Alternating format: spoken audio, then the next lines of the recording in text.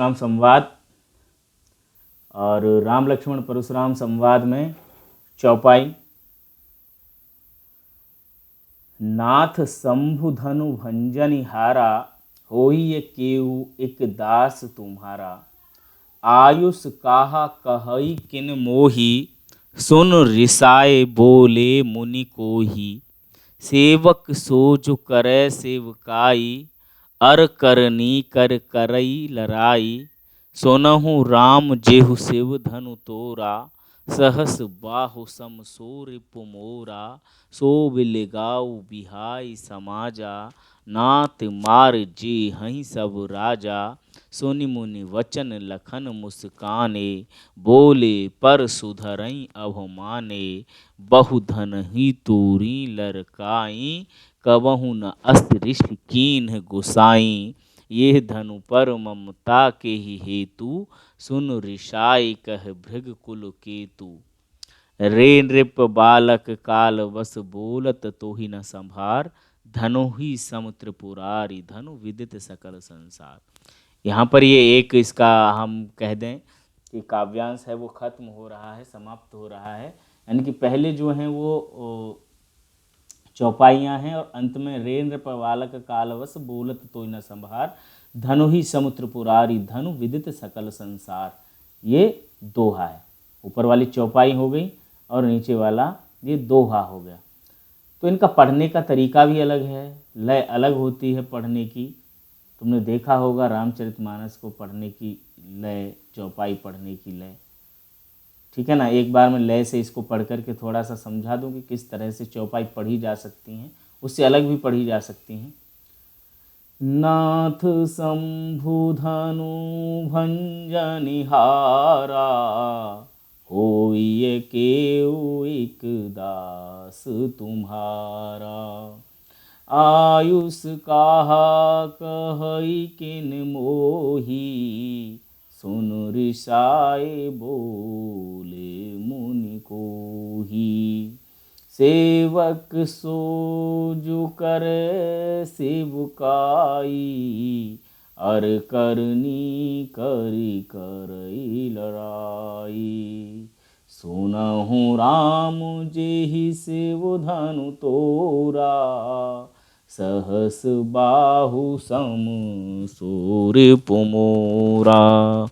सो बिलगाऊ बिहाई समाजा, नत मारे जे हई सब राजा। सुनि मुनि वचन लखन मुस्काने, बोले पर सुधरई अवमाने। बहुधनु ही तोरी लरकाई, कबहु न असिरिस कीन्ह गुसाई। येहि धनु पर ममता के ही हेतु, सुन रिसाई कह भृगुकुल केतु। रे नृप बालक काल वस बोलत तोहि न संभार। धनु ही समुद्र पुरारी, धनु विदित सकल संसार। इस तरह से सुना होगा तुमने रामचरितमानस को। और भी लय में, कई अलग अलग लय में पढ़ते हैं मंदिरों में, घर घर में रामचरितमानस का पाठ होता है। चौपाइयों को पढ़ने की अपनी वो है। अवधी भाषा है, पहले ही मैंने बताया था कि थोड़ा सा बच्चे जो आसपास के होंगे, अयोध्या के आसपास के, वो समझ सकते हैं। और अवधी भाषा हमारी स्थानीय भाषा है, तो उसका है, ध्यान देंगे सब समझ में आ जाएगा, कोई दिक्कत नहीं। चलिए समझते हैं। नाथ शंभु धनु भंजनि हारा। वो कह रहे हैं कि नाथ, नाथ कहा है परशुराम को, क्योंकि अब तक हमने प्रसंग पढ़ लिया था कि शिव का धनुष जो है वो टूट जाता है राम के द्वारा। तो परशुराम को ये खबर पता चलती है, उनको पता ये चल जाता है कि शिव का धनुष खंडित किया जा चुका है। वो आते हैं और प्रश्न करते हैं सभा में कि ये धनुष किसने तोड़ा है। जब वो इस तरह से कहते हैं तो कोई जवाब मिलता है राम की तरफ से। राम कह रहे हैं कि नाथ कि हे प्रभु, शंभु धनु, शंभु उसको शिव का, शंभु मतलब शिव, धनु मतलब धनुष, शिव का जो धनुष है, करें नाथ, हे नाथ, शंभु धनु यानी कि शिव का धनुष, भंजनिहारा यानी कि तोड़ने वाला, शिव के धनुष को तोड़ने वाला, होई है कोई, होगा कोई, केहू मतलब कोई, एक मतलब एक, दास यानी कि सेवक, तुम्हारा सेवक ही होगा। वो कह रहे हैं कि हे नाथ, शिव के धनुष को तोड़ने वाला कोई ना कोई तुम्हारा दास ही होगा, कोई ना कोई तुम्हारा सेवक ही होगा। ये राम उत्तर दे रहे हैं। आयुष काह, आयुष मतलब आज्ञा, आयुष मतलब आज्ञा, काह मतलब क्या, कहई कहो, किनी मोही मुझसे। वो कह रहे हैं कि आयुष कहा, कहई किन मोही, आपकी क्या आज्ञा है, मुझसे कहो, जो भी आपकी आज्ञा है मुझसे कहो। तो इतना सुनी करके रिसाए, रिसाए मतलब गुस्से में, क्रोध में, गांव में बोलते रिस आ रही है मुझे, गुस्सा आ रहा है, तो रिसाए यानी कि रिस से, गुस्से से, बोले मुनि को ही मतलब क्रोधी मुनि। परशुराम को अत्यधिक क्रोधी कहा जाता है। मुनियों में, ब्राह्मणों में जितने भी क्रोधी जिनको सर्वश्रेष्ठ माना जाता है वो परशुराम ही है। ठीक है ना, ब्राह्मण हैं, ब्राह्मण परशुराम की पूजा भी करते हैं, उनके भक्त भी हैं, उनको मानते भी हैं। और तो यहाँ पर जो है कि वो एक तो मुनि है, कई बार उन्होंने खुद अपना वर्णन किया है, आगे पढ़ेंगे, उन्होंने कहा है अपने आप को कि मैं बहुत क्रोधी हूँ, मैं क्रोधी स्वभाव वाला हूँ। तो यहाँ पर वो जब राम जो कह रहे हैं कि आयुष कहा कहई किन मोही, कि क्या आज्ञा है आप मुझसे कहो, सुनी रिसाए बोले मुनि को ही, और यह सुनते ही गुस्से में मुनि परशुराम बोले। और क्या कहते हैं वो, कि सेवक सो जो करे सेवकाई, सेवक हो यानी कि सेवक तो वो होता है, दास तो वो होता है जो करे सेवकाई, जो सेवा का कार्य करे, जो सेवा का कार्य करे वह सेवक होता है। अरि करनी, अरि मतलब दुश्मन, करनी मतलब काम, जो दुश्मन की तरह काम करे, करई लड़ाई, ये नहीं कि उसका काम कि दुश्मन की तरह वो लड़ाई करता है, सेवक ऐसा काम करने लगा तो कहाँ अच्छा। राम कह रहे हैं ना कि आपका कोई ना कोई दास ही होगा। तो परशुराम जवाब दे रहे हैं कि सेवक तो वो होता है जो सेवा का काम करे, उसका काम ये नहीं कि अरि करनी करई लड़ाई, कि वो अरि के समान यानी कि दुश्मन के समान लड़ाई करता है। फिर आगे कह रहे हो कि सुनहु राम जेहि शिव धनु तोड़ा, हे राम सुनो, सुनहु सुनो राम, हे राम सुनो, जेहि शिव धनु तोड़ा, जेहि मतलब जिसने, शिव धनुष शिव का धनुष, तोड़ा मतलब तोड़ा है, कि राम जिसने भी शिव का धनुष तोड़ा है, सहस बाहु सम सो रिपु मोरा, वो मेरे लिए सहस बाहु यानी कि सहस्र बाहु, सम मतलब समान, सो रिपु, रिपु मतलब शत्रु जो होता है, मोरा मतलब मेरा। वो कह रहे हैं कि जिसने भी शिव का धनुष तोड़ा है वो मेरे लिए सहस्र बाहु के समान शत्रु है। अब सहस्र बाहु यहाँ पर कथा आ जाती है सहस्र बाहु, तो कहते सहस्र बाहु एक राक्षस हुआ है सहस्र बाहु के समान, वो मेरा दुश्मन है। अब सहस्र बाहु की कथा क्या है, सहस्र बाहु की वो कह रहे हैं जो परशुराम है कि सुनहु राम जेहि शिव धनु तोड़ा, कि राम सुनो जिसने भी शिव का धनुष तोड़ा है वो सहस बाहु सम सो रिपु मोरा, वो मेरे लिए सहस्र बाहु के सम मतलब समान है, वो सहस्र बाहु के समान मेरा दुश्मन है। तो सहस्र बाहु की जो कथा है वो सहस्र बाहु की कथा का वर्णन महाभारत में मिलता है। ठीक है ना, कि जो परशुराम ऋषि थे वो जमदग्नि के पुत्र थे। ठीक है ना, जो परशुराम थे वो ऋषि जमदग्नि के पुत्र थे, उनके पिता का नाम था जमदग्नि। और एक बार जो राजा सहस्रबाहु था वो शिकार खेलते हुए जमदग्नि के आश्रम में पहुंच गया। ठीक है ना, उसका पूरा नाम था कार्तवीर्य सहस्रबाहु। तो वो जो था राजा वो जमदग्नि के आश्रम में पहुंच गया शिकार खेलते खेलते। अब जमदग्नि के पास में एक कामधेनु नाम की गाय थी, और कामधेनु का नाम तो हम सब ने सुन रखा है कि जब समुद्र मंथन हुआ था, देवताओं ने और राक्षसों ने जब समुद्र मंथन किया था तो उसमें से कामधेनु भी निकली थी। 18 रत्न निकले थे उसमें, अरिरंभा विश्वारणी, अमी शंख गजराज, धनवंतरी, धनधेनुतर, चंद्रमा मणि, वाज। ये 18 रत्नों के नाम हैं, तो मैं व्याख्या करके फिर कभी समझाऊंगा। श्री रंभा विश्वारणी, अमी शंख गजराज। श्री का मतलब होता है लक्ष्मी, रंभा अप्सरा जो है, श्री रंभा, विष यानी कि जहर भी निकला था जिसको शंकर ने पिया था। विष वारुणी, वारुणी कहते हैं शराब, जो सोमरस जिसके लिए राक्षसों में और देवताओं में लड़ाई हो गई थी, वो लेकर के भाग गए थे उसको, विष वारुणी। अमी शंख गजराज, अमी मतलब अमृत भी हुआ था, ठीक है ना, अमृत के लिए हुई थी लड़ाई। हाँ मैं गलत बोल दिया, लड़ाई तो अमृत के लिए हुई थी, जो शराब भी निकली थी, मदिरा भी निकली थी, जिसको सुरा कहा गया, सुरापान, सोमरस, और वो बहुत नाम दिए गए। अमी शंख गजराज हो गया ना। श्री रंभा विष वारुणी, अमी यानी कि अमृत, शंख यानी कि जो शंख होता है बजाने के लिए, गजराज यानी कि ऐरावत जो हाथी है वो भी निकला था वहीं से। धनवंतरी, एक धनवंतरी जो वो हुए हैं, ऋषि हुए हैं जो शल्य चिकित्सक,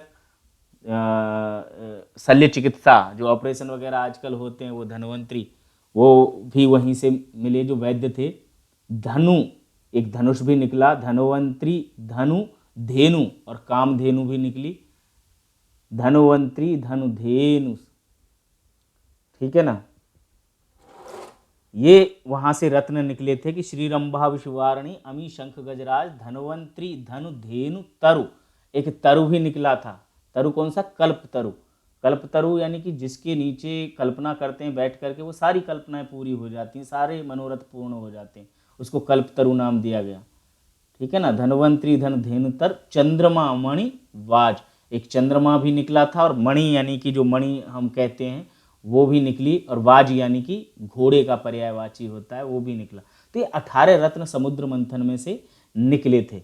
मुझे ये भी कहानी बतानी पड़ी तुम्हें, क्योंकि ये जब कहीं कोई प्रसंग आ जाता है तो ये जरूरी होता है कि इसमें क्या हुआ, ये क्या चीज़ें हैं। तो कामधेनु वहाँ से निकली थी। तो ये कामधेनु मतलब कामनाओं को पूर्ण करने वाली, जिस तरह से कल्पनाओं को पूर्ण कल्पतरु करता था, वैसे ही जो कामधेनु होती थी वो भी सभी कामनाओं को पूर्ण करने वाली थी। तो महर्षि जमदग्नि के पास में ये कामधेनु गाय थी, वो सभी कामनाओं को पूर्ण करती थी। तो जो सहस्त्र बाहु था, जो सहस्त्र बाहु, जब वो राजा जो था वो जमदग्नि के आश्रम में गया तो उसने गाय मांग ली कि महाराज ये गाय तो मुझे दे दो। अब ऋषि ने मना कर दिया, यानी कि जो परशुराम के पिताजी थे कि भाई मैं तो गाय नहीं दूंगा। तो सहस्त्र बाहु ने कामधेनु का बलपूर्वक वहां से अपहरण कर लिया, किडनैपिंग कर ली, या कह दें कि उसको चुरा लाया, ठीक है ना। आज के अगर अर्थों में लें तो कहने का मतलब है कि उसने कामधेनु गाय को बलपूर्वक वहां से चुरा लिया, वहां से ले आया उनके आश्रम से। इस पर क्रोधित हो गए कौन? परशुराम, कि मेरे पिताजी की गाय को ले गया ऐसे ऐसे चुरा करके। तो उन्होंने, परशुराम ने सहस्त्रबाहु का वध कर दिया, यानी कि मार दिया सहस्त्रबाहु को, मृत्युदंड दे दिया। इस कार्य की निंदा भी की उसके पिताजी ने कि ये नहीं करना चाहिए था, गाय ही तो लेकर के गया था, ठीक है ना। और पर क्या करें, वो तो अब दंड दे चुके थे। पर उधर जो सहस्त्रबाहु के पुत्र थे वो भी गुस्से में आ गए कि हमारे पिता को ऐसे मार गए। तो उन्होंने आकर के ऋषि जमदग्नि को मार दिया, यानी कि परशुराम के पिता को मार दिया बदले में। फिर जो परशुराम थे फिर क्रोधित हो गए और उन्होंने फिर इस धरती को क्षत्रिय विहीन करने का प्रण ले लिया, यानी कि क्षत्रियों से विहीन कर दूंगा, क्योंकि वो राजा था, जो कार्तवीर्य सहस्त्रबाहु था वो राजा था, और वो राजा जो था क्षत्रिय होता है। तो परशुराम को जब गुस्सा आया तो उन्होंने ये कह दिया कि मैं इस धरती को क्षत्रियों से विहीन कर दूंगा। इसीलिए एक तरह से घृणा भी करते थे वो क्षत्रियों से, उनको गुस्सा आता था, और कहा भी जाता है कि उन्होंने 21 बार ये धरती क्षत्रियों से विहीन की थी, ऐसा कहा जाता है। तो ये सहस्त्रबाहु की कथा थी यहाँ पर। तो वो वही कह रहे हैं जो परशुराम है कि सुनहु राम जेहु शिवधनु तोड़ा, सहस्त्रबाहु सम सो रिपु मोरा, कि सुनो राम जिसने भी शिव का धनुष तोड़ा है वो मेरे लिए सहस्त्रबाहु के समान है। इसीलिए सो विलगाव विहाय समाजा, सो विलगाव, सो यानी कि वह, बिलगाव यानी कि अलग हो जाए, विहाय छोड़ करके, समाजा समाज को, वो इस समाज को यानी कि सभा को छोड़ करके अलग हो जाए। वो कह रहे हैं सभा को छोड़ करके अलग हो जाए। ना तो मार जय ही सब राजा, नहीं तो, ना तो नहीं तो, मारे मारे जय ही जाएंगे सब राजा, सारे राजा मारे जाएंगे। हम कहते हैं ना कि जिसने भी गलती की है वो खड़ा हो जाए, नहीं तो सबकी पिटाई होनी है, नहीं तो सबको दंड मिलना है। तो इस तरह से परशुराम ने भी कह दिया था कि सो विलगाओ विहाय समाजा, कि वह समाज को छोड़ करके अलग हो जाए। ना तो मार जे हैं सब राजा, नहीं तो सारे राजा मारे जाएंगे। तो इतनी बात सुनते ही सुनी यानी कि सुनकर के मुनि वचन, मुनि के वचन, लखन मुस्काने, लखन मुस्कुराए। लखन मतलब लक्ष्मण। मुनि ने इतना ही कहा था और इतना सुनते ही, सुन करके मुनि वचन, मुनि के वचन को लखन मुस्काने, लखन जो है, लक्ष्मण जो है वो मुस्कुरा दिए। बोले पर सुधरई अभिमाने, और फिर कहने लगे, बोले कहने लगे पर सुधरई, परसु, परसु मतलब यहाँ पर दो हैं, परसु यानी कि फरसा, धरई, धरई मतलब धारण करते हो, अवमाने यानी कि ऐसे ही धारण करते हो, अपमान के लिए ही, सिर्फ दिखाने के लिए ही। यानी कि लक्ष्मण ने कह दिया कि महाराज तुम तो ये फरसा जो धारण कर रहे हो वो बिना बात के ऐसे ही धारण करते हो, इसका कोई फायदा ही नहीं। क्यों? वो कहता है लक्ष्मण आगे, कह रहे हैं कि बहु धनु ही तोड़ी लड़काई। बहु यानी कि बहुत सारी, धनु ही मतलब धनुइया, धनुइया मतलब धनुष, छोटे छोटे धनुष भी होते हैं। गांव में हम तो खेलते थे, तुम पता नहीं खेले कि नहीं खेले, हम धनुष बना लेते थे पेड़ की गीली लकड़ी तोड़ करके, उस पर एक रस्सी चढ़ा ली हमने इस तरह से, और कुछ बाण बना लिए सरकंडे के, और उनसे हम खेलते थे धनुष बाण बना करके। कहीं रामलीला देख करके आते थे तो वहाँ उसमें देख करके बना लेते थे। तो ये प्रचलन था कि हर कोई राम लक्ष्मण बनता था और युद्ध होता था राम रावण का। तो ऐसे वो भी खेले हैं बचपन में, कौन? लक्ष्मण भी। तो वो कह रहे हैं कि बहु धनु ही तोड़ी लड़काई, कि ऐसी बहुत सारी धनुइयाँ, तोड़ी यानी कि तोड़ दी हैं, लड़काई यानी कि बचपन में, लड़कपन में हमने बहुत धनुइयाँ तोड़ी हैं, ऐसे छोटे छोटे बहुत धनुष तोड़े हैं। कबहू न असी रसी कीन गुसाही, कबहू यानी कि कभी भी, न असी यानी कि ऐसी, ऋषि यानी कि गुस्सा, कीन ही किया है, गुसाई नाथ, हे नाथ हमने तो बचपन में कितनी ही धनुइयाँ तोड़ डाली हैं ऐसी, तब तो किसी ने कभी ऐसा गुस्सा नहीं किया जितना आप कर रहे हो। ये लक्ष्मण जवाब दे रहा है और आगे कह रहा है, यही धनु पर ममता के ही हेतु, कि इस धनुष पर ये ममता किस कारण से है, कि हमने तो बचपन में बहुत सारी धनुइयाँ तोड़ी तब तो किसी ने कुछ नहीं कहा, फिर यही यानी कि इस धनु पर ममता के ही हेतु, हेतु मतलब कारण, तो इस धनुष पर ही ममता इतनी किस कारण से है। सुन रिसाय कहे भृगकुल केतु, इतना सुनते ही और रिसाय यानी कि गुस्से से, गुस्से में आकर बोले भृगकुल केतु, भृग के कुल के केतु, केतु कहते हैं ध्वज का पर्यायवाची है, केतु पताका झंडा, और भृगकुल की पताका, भृगकुल में पैदा हुए थे परशुराम, तो इसलिए उनको भृगकुल केतु कहा है। यानी कि इनका सीधा सा यहाँ पर हम अर्थ समझें तो उनका भृगकुल केतु का मतलब यहाँ पे निकालें हम परशुराम। तो परशुराम बोले गुस्से में आकर के, जब लक्ष्मण ने इस तरह से कह दिया कि बचपन में हमने बहुत सारी धनुइयाँ तोड़ी हैं, ऐसा गुस्सा तो कभी किसी ने नहीं किया, तो इस धनुष पर ही ये ममता किस कारण से है। तो इतना सुनते ही परशुराम बोले, क्या बोले, रे नृप बालक काल बस बोलत तो न संभार। इन नृप बालक, हे राजा के बालक, नृप बालक का मतलब है राजा के बालक, नृप राजा का पर्यायवाची होता है, बालक मतलब उसका बालक, राजकुमार, ठीक है ना। रे नृप बालक काल बस यानी कि तू काल के बस वशीभूत होकर के, बोलत तो ही ना संभार, इसलिए संभाल के नहीं बोल रहा है। कहते हैं ना विनाश काले विपरीत बुद्धि, हाँ, जब विपरीत बुद्धि हो जाती, जब विनाश काल होता है, तो तू काल के वशीभूत हो गया है, यानी कि तेरी मृत्यु नजदीक है, मरने वाला है, इसीलिए तू कुछ संभाल के नहीं बोल रहा है, कुछ भी बोल रहा है। धनु ही सम त्रिपुरारी धनु, धनु ही मतलब छोटी छोटी धनुइयाँ जिनसे हम बचपन में खेले हैं, सम मतलब समान, उपमा अलंकार है, धनु ही सम त्रिपुरारी धनु। अब यहाँ पर त्रिपुरारी शब्द आया है, त्रिपुरारी धनु, त्रिपुर, त्रिपुर एक राक्षस था। अरि यानी कि दुश्मन, ये त्रिपुरारी बना है त्रिपुर और अरि से, यहाँ संधि हो गई, दीर्घ संधि हो गई तो त्रिपुरारी बन गया। तो त्रिपुर जो है वो राक्षस था, उसका वध किया था वो शिव ने किया था, शंकर ने किया था, इसीलिए शंकर का एक नाम त्रिपुरारी भी पड़ गया, क्योंकि त्रिपुरारी यानी कि त्रिपुर का दुश्मन, त्रिपुर का शत्रु, और त्रिपुरारी यानी कि शंकर, और शंकर का धनु यानी कि धनुष। तो वो कह रहे हैं कि तू छोटी छोटी धनुइयों को शंकर के धनुष के समान समझ रहा है उनको। त्रिपुरारी धनु मतलब शंकर का धनुष, धनु ही सम त्रिपुरारी धनु, विदित सकल संसार, विदित मतलब जानता है, सकल यानी कि समस्त संसार, विश्व, सारा संसार जानता है त्रिपुरारी का धनु और छोटी छोटी धनुइयों में कोई समानता नहीं होती। पर तू तो कालवश है, तू काल के वशीभूत होकर के ये बिल्कुल नहीं संभाल पा रहा है, बिल्कुल नहीं समझ पा रहा है कि क्या बोलना है, इसीलिए तू छोटी छोटी धनुइयों को शिव के धनुष के समान बता रहा है, शिव के धनुष से तुलना कर रहा है छोटी छोटी धनुइयों की।